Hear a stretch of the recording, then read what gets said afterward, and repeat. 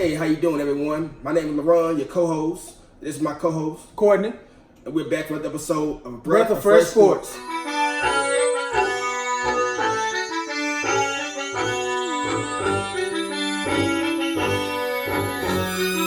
breath of fresh sports.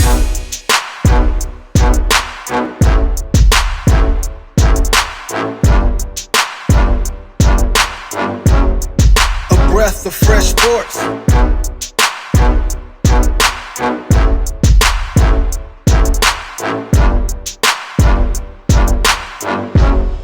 A breath of fresh sports.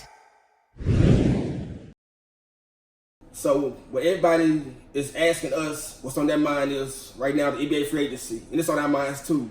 It's the big elephant in the room. Yes, Where's sir. everybody going? Yeah, So, I'd like to ask you, who are you most excited about that's entering free agency?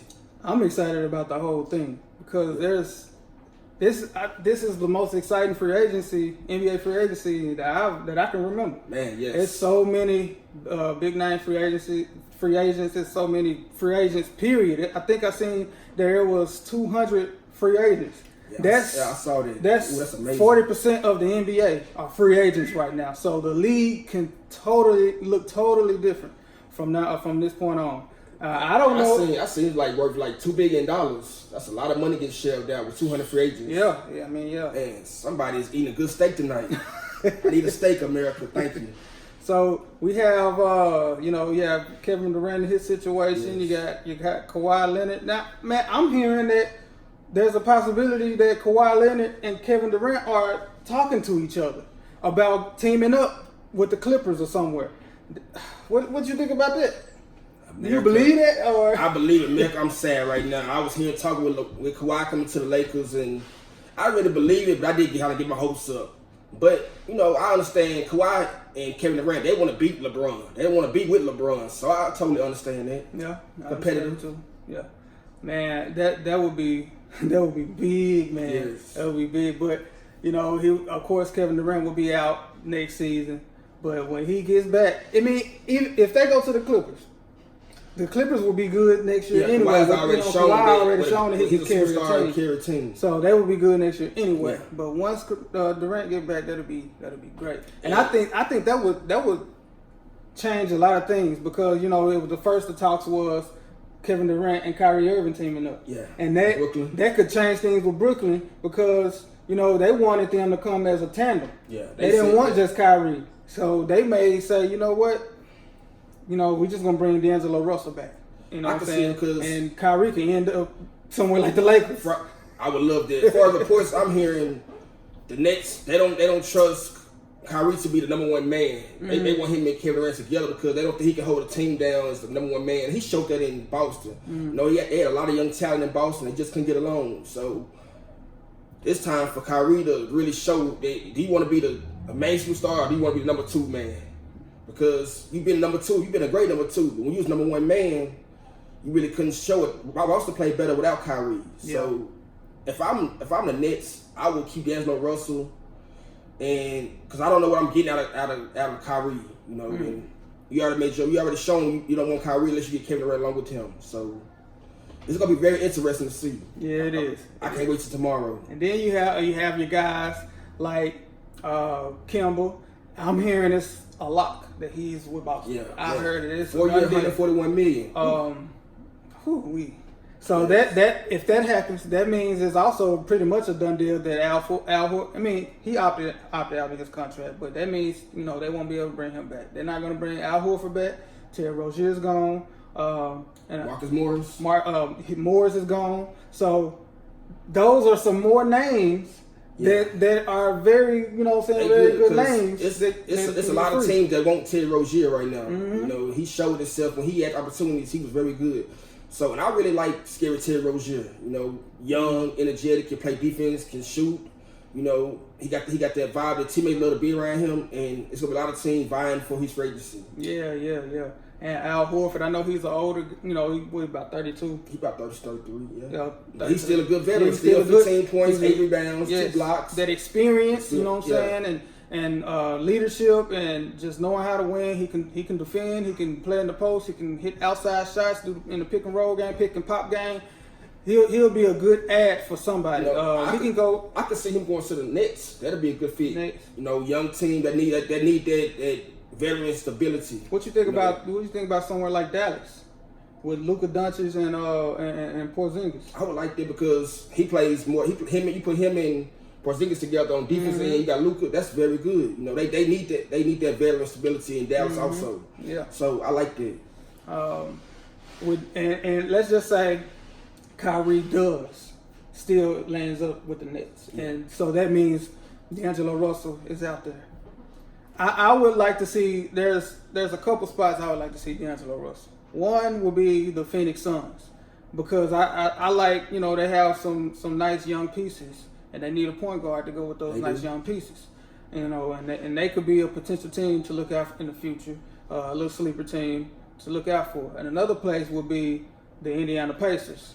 For him to stay in the East. Yeah, Collison just retired. Yeah, Collison just retired and put D'Angelo Russell with Victor Oladipo.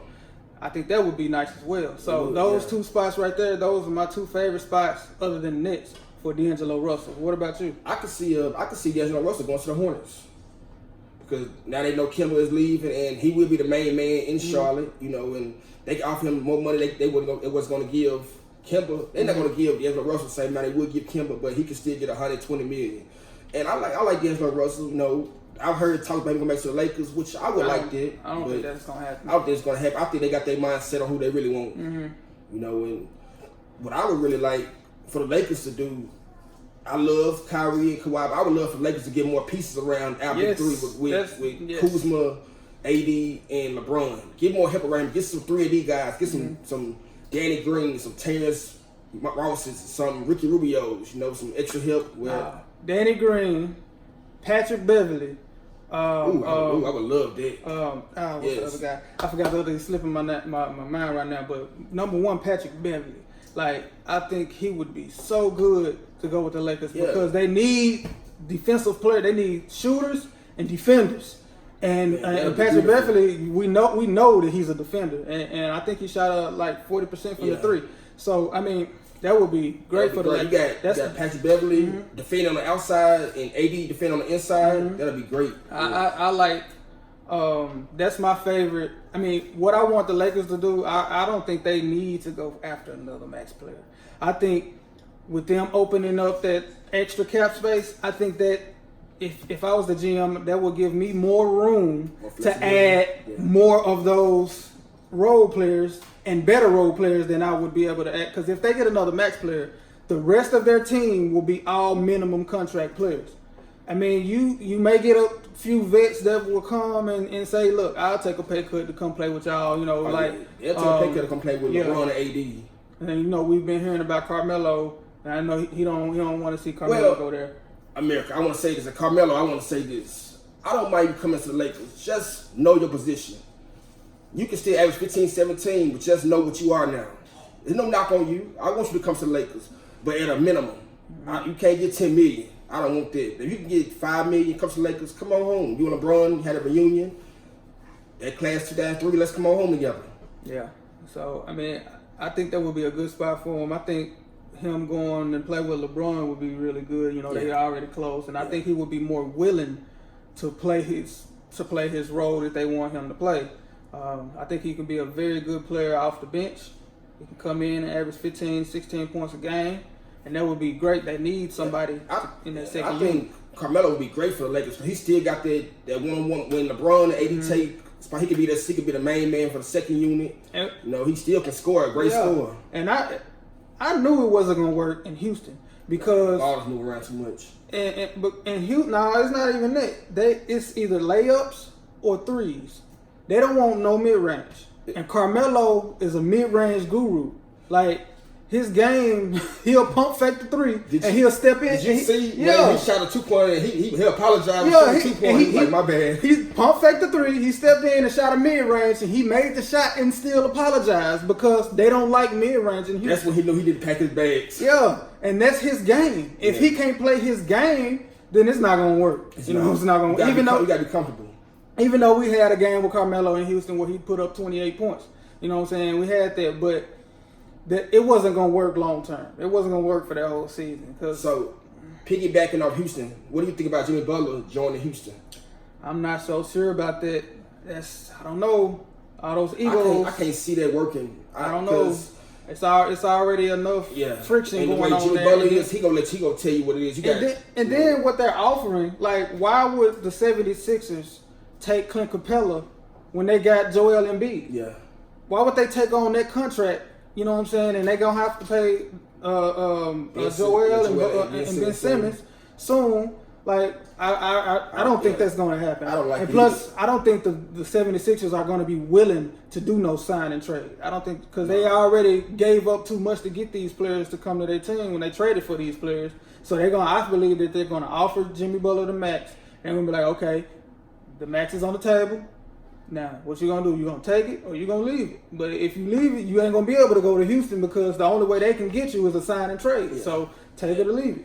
And if I was Jimmy Butler, the fans in Philly love you. They appreciate you. You're a hard worker. Stay in Philly. And he fits. He fits their system so well. Yes, because he's a turn for Philadelphia. Hard working, blue collar guy. Glue guy that works hard on defense, plays offense, and shoot. And he can bring some veteran leadership to Ben Simmons and Joel Embiid. You see it help him and Joel Embiid. They got a good relationship together. So if I was Jimmy Butler, I would stay in Philly. My opinion. Yeah, I like him with Philly the best. But if he does decide to leave, he won't be able to go to Houston. Now there are some other places, some other situations that could work. Like if somehow Jimmy Butler and Kawhi could team up. Now I think Jalen Rose was saying something on Jalen and Jacoby was saying something about them about Kawhi wanting Jimmy Butler to join him with the Clippers. Now we're getting these different stories. We're getting stories about Kawhi talking to Kevin Durant about joining him. We're getting a story about Kawhi wanting Jimmy Butler to join him. I think around this time you really can't listen to let me ask you a question. Do you think the league is getting more competitive because so many superstar athletes are really out to try to beat LeBron James? Like they feel like so many big superstars that want to be the main man in the league right now. Like they want LeBron to pass over the baton. Okay. I don't think it's about beating LeBron James anymore. I think it's past that. I just think, I believe that, all this stuff in this generation really started with LeBron James when he went to Miami. Now, look, I know it's different. I'm not saying it's the same thing. I'm not saying that LeBron's move and Kevin Durant's move was the same thing. I'm not saying that. Yeah. I'm saying that put this idea in these other players' mind that, dang, we can do this too. Okay, let me talk to these players about it. I believe that put the idea in these players' mind that this can happen. So, like I was saying, I believe that started with LeBron, you know what I'm saying? So, and then maybe at one point, it was about, we're doing this because, man, we got to beat LeBron. But at this point, I think it's more about, man, we got to beat the Warriors. That's what I was about to say. I said, now we got to beat the Warriors. But I believe that if Kevin Durant is leaving, Clay ain't going nowhere. Clay is gonna get that 5 year, 190 million. Yeah. But Kevin Durant leaving, and then Clay being out for a majority of the season, next year is gonna be a little rougher than what you would expect for the Warriors in the past. It will be rougher next year. So, and then even after that, if Kevin Durant is not there for the future, he goes somewhere else. The Warriors could be, on the way down. I like this because the Warriors get to find their identity again. Their identity was moving the ball around, all pick and rolls, everybody screening, everybody moving, everybody just not everybody standing still. I'm not knocking Kevin Durant. He's a great player. Everybody would love to have him. But we've seen the Warriors with him. We've seen the Warriors without him. So I think that'll be okay. Once Clay comes back, that'll be okay. Yeah, I think they'll be okay, but they won't be unbeatable. No. So, as far, right now, I believe it's still in these players' mind that, what I'm saying, we gotta beat the Warriors. But at the same time, I believe that the Warriors could be coming back down to earth as far as, the Warriors can go down to earth. Because I still believe once they're healthy, they're still going to be a contender. And I feel like somebody's going to come to the Warriors. By you giving Clay that money and I have to give KD that money, that's a lot of money that you got left. So they're going to get some good players. And I like, we talked about this last episode, last week. I like Jordan Poole, and I like Ed Pascal. Yes. So that's gonna help. That's for cheap. Now you still get these free agents. So the Warriors don't count them out. Yeah, and you know if they were to keep both Kevin Durant and Clay, man, that'd be like $2 billion, and that'd be $2 million in salary cap. They would be in the same situation with if the Lakers bring in another max player. You know they're gonna have minimum contracts surrounding them. So.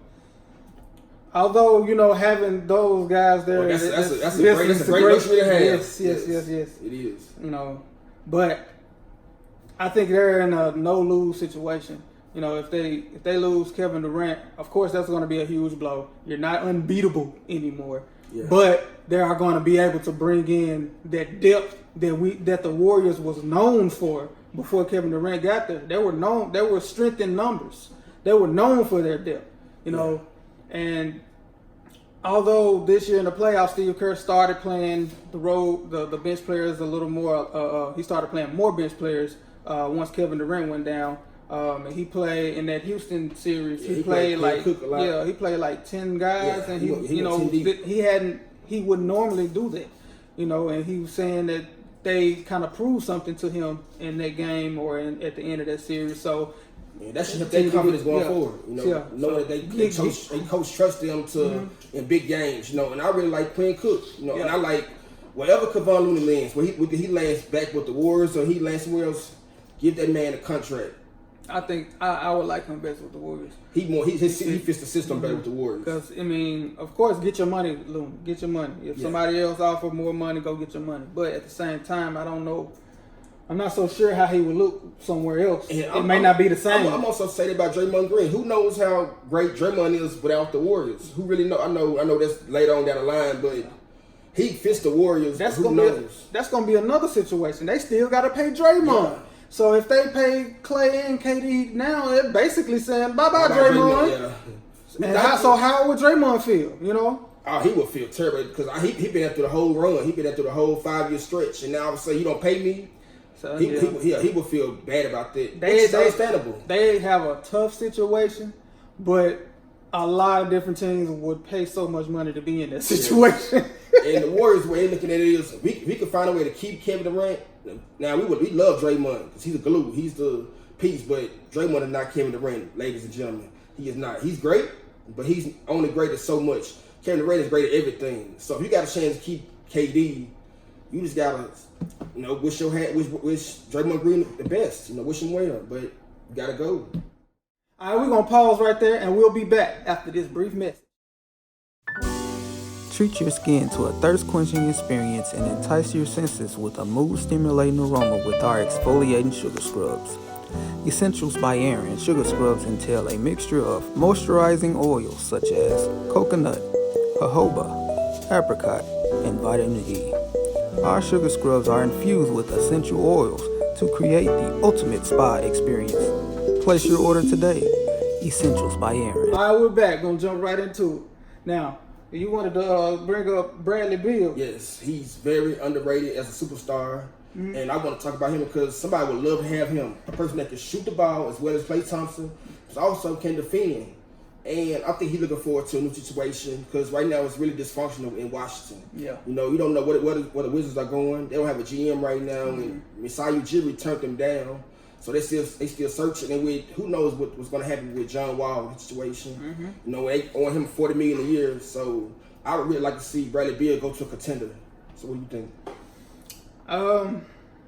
You know, there would have to be a trade, you know, because he's still under contract. I just don't know who.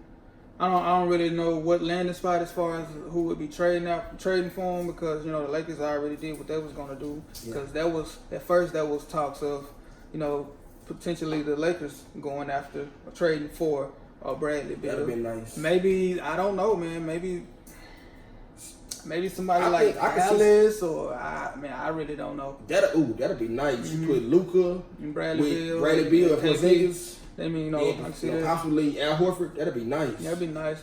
So, I mean, I'm not saying that it won't happen. He has a lot of options. There's a lot of teams that need somebody like Bradley Beal. You know, he's a team player. He's quiet. It's just that they don't have a GM. Like I don't know. I just don't really know what's and that hurts. You know, because you don't who making these decisions. I guess what's the coach, Scotty Brooks? Yeah. I don't know who making these deals. They might need Magic to make the deals. Who ran their draft? Like I don't know these things. I wish I was an NBA insider, but I'm not. So we're here just making our guesses. Give us time, ladies and gentlemen. Give us time. We'll get there. We're gonna get there. Give us time. So now we're gonna go into players that are somewhat under the radar, but should be getting more attention. And one of the guys that I like is, bear with me, I'm gonna try to say it right, but Bogdan Bogdanovic. Did I say it right? Got it right. America. He's trying. He got it right. I like him. When Victor Oladipo went down, he took over as the lead scorer. I think he went from like 17 points a game to up to like 20, a little over 20 a game, and man, he can shoot. He can shoot. He can defend here and there. Like I like him as as another piece for a team. And make the team a little stronger.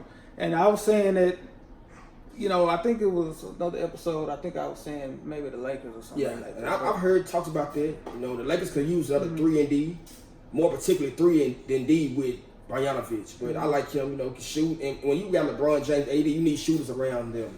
Man, the court. It would be nice if they just say, we don't need another max player. Hey, we got LeBron, we got AD, we got Kuzma. He gonna be the third piece of the three. That's why they let him go. Of the big three. Yes. You know what I'm saying? So now let's just bring in pieces. Let's bring in Patrick Beverly. Let's bring in Bogdan. That'll be beautiful. Bogdanovic and Patrick Beverly. Man, that'll be beautiful. And you know what? Bring JaVale McGee back on a 1-year deal again. He did good last year. You could bring him in as a backup center. That was pretty good. And actually, I wouldn't mind seeing Rondo come back.